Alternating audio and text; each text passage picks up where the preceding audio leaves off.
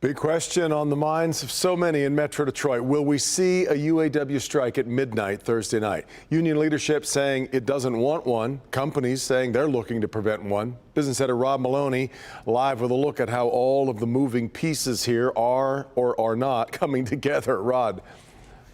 Yeah, Devin, you know, this is about communication, right, at this point? And social media in particular has become very important. Shawn Fain, of course, using it highly effectively to help him with his constituency. Now the car companies are stepping up as a way to communicate with line workers.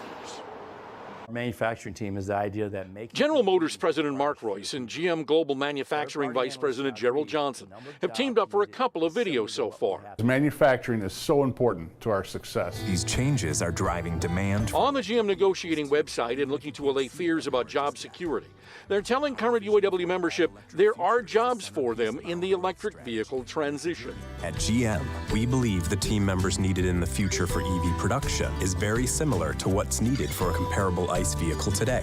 Perhaps helping ease at least a little the anxiety of plant closures and jobs lost. But they have to get to a ratification vote first, and before that, they need to get strike possibilities off the table.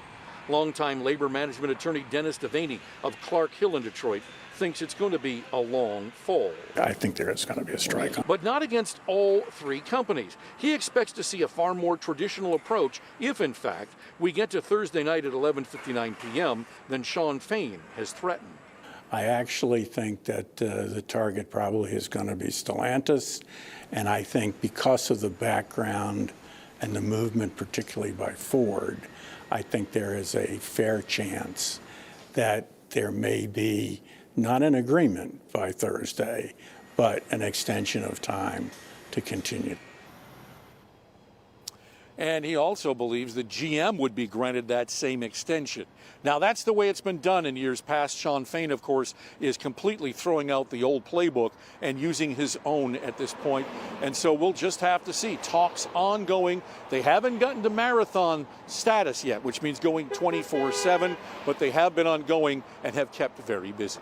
Back to you. Now, we heard those comments with Shawn Fain on CNN at this time yesterday, and you talked then about maybe a Facebook Live coming up. Where do we expect to hear from him again? Yeah, they're saying tomorrow, 5 p.m., Shawn Fain probably breaking out his wastebasket. Yeah. We'll have to see where it stands. We're hearing right now that they've got a lot of movement back and forth. The wages now apparently going up a little bit. So we'll have to wait and see if he's at all pleased with what he's seeing. Yeah, the Facebook Live updates have been memorable thus far. We'll see tomorrow. All right, Rod.